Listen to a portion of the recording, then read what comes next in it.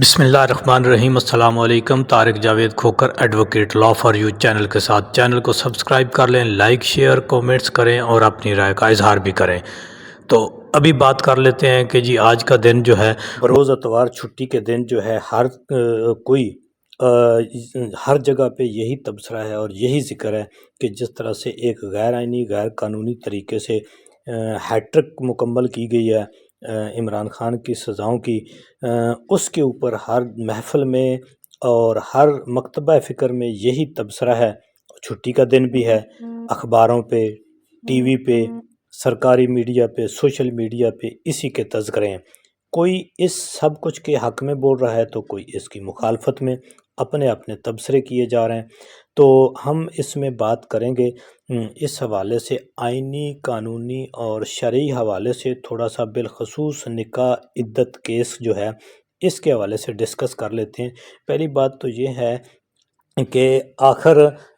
یہ کون سی اتنی مجبوری تھی اور کون سا اتنا کون سے یعنی وہ پہلو تھے وہ کہ جس کی خاطر جو ہے یہ اتنی جلدی سے راتوں رات یہ سارے فیصلے ہوئے، اور بالخصوص جو عدت نکاح والا معاملہ تھا جس میں جو کہ ایک آئینی، قانونی اور شرعی حوالے سے جس میں بڑی احتیاط کی ضرورت ہوتی ہے اور پرکھنے کی ضرورت ہوتی ہے، اس کو اتنی ہریلی نبٹا کر اور وکٹمائزیشن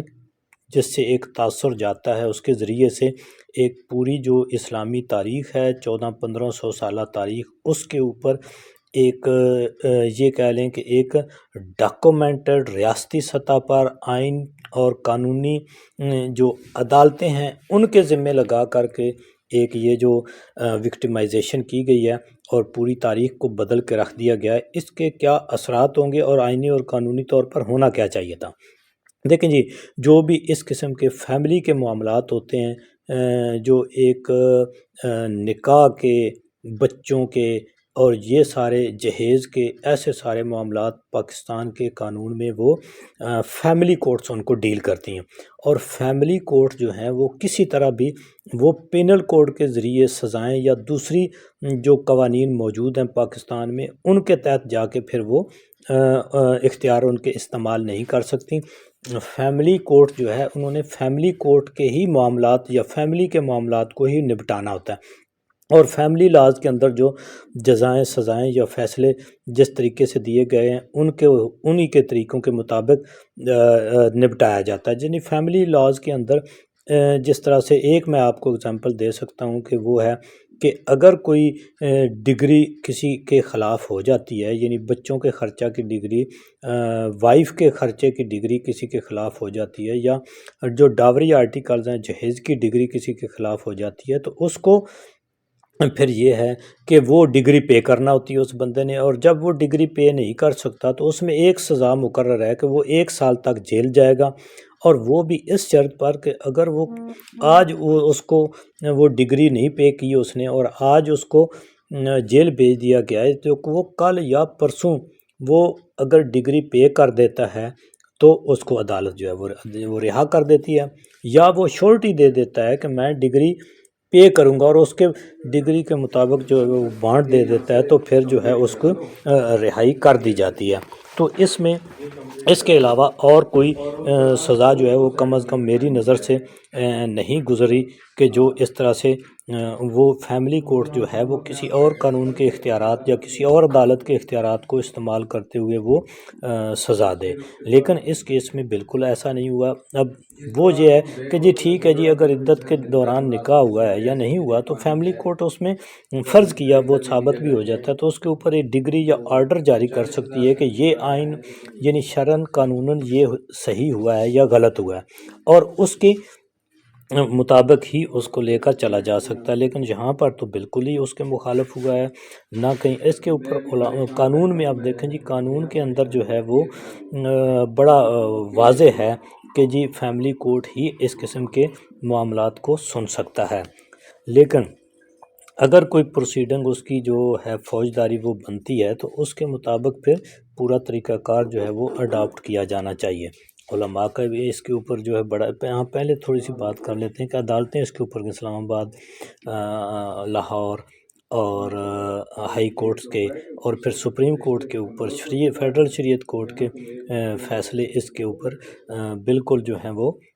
واضح ہیں۔ پھر شریعت کی بات اگر کر لیتے ہیں تو شریعت میں یہ ہے کہ اگر اس کا مین چیز جو ہے وہ کچھ علماء اس میں یہ کہتے ہیں کہ یہ جیسے کہ حمل کو یا بچے کا جو حسب نسب ہے اس جاننے کے لیے جو ہے وہ یہ کیا جاتا ہے کہ کس طرح سے وہ پتہ چل سکے کہ جو بچہ ہے وہ کس خامند کے ساتھ منسوب کیا جانا ہے۔ اگر وہ معاملہ نہیں ہے تو پھر اس کو عدت کا جو ہے وہ تعین وہ بالخصوص جو ہے وہ عورت کے اوپر چھوڑ دیا گیا ہے کہ وہی بتا سکتی ہے کہ وہ اس میں کس طرح سے وہ اس کے جو 3 طہر ہیں وہ پورے ہوئے ہیں یا نہیں ہوئے، کیونکہ یہ ایک بالکل ہی نجی نوعیت کا معاملہ ہے۔ لیکن دوسری طرف اگر معاشرتی طور پر اس کو دیکھا جائے تو اب ایک چیز کا راستہ کھل جائے گا کہ کوئی بھی ایک جو پرانے معاملات ہیں کہ کسی خاتون نے اپنے خامند سے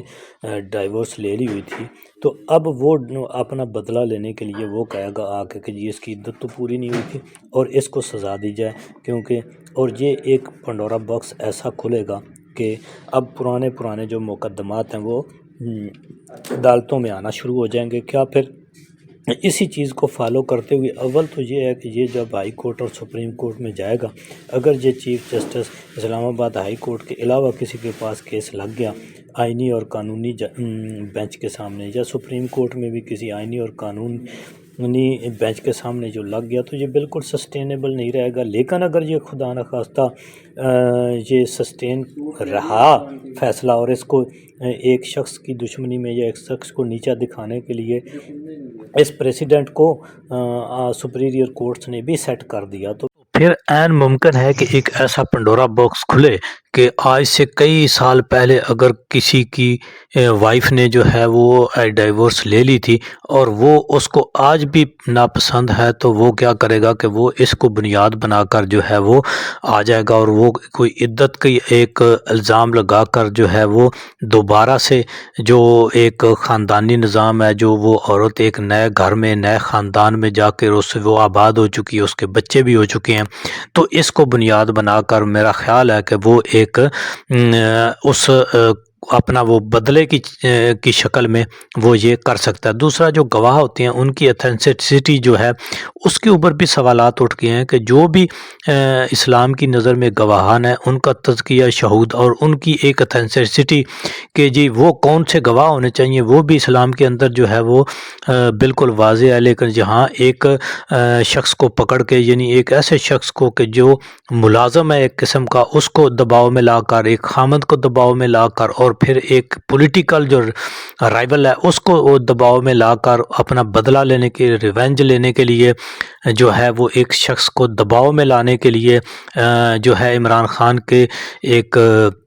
کیا کہتے ہیں کہ جی اس کا پولیٹیکل ایکٹیویٹیز کسی کے پسند میں نہیں تھیں، یا وہ اس کی شکل اور چہرہ کسی کا پسند نہیں ہے، یا وہ اس کا بیانیہ کسی کو پسند نہیں ہے، تو اس وجہ سے یہ جو کچھ کیا جا رہا ہے اس کے جو الٹیمیٹ اثرات ہیں معاشرے کے اوپر، اسلام کے اوپر، آئین کے اوپر، قانون کے اوپر، روایات کے اوپر جو پڑے ہیں یہ بہت ہی خطرناک ہیں۔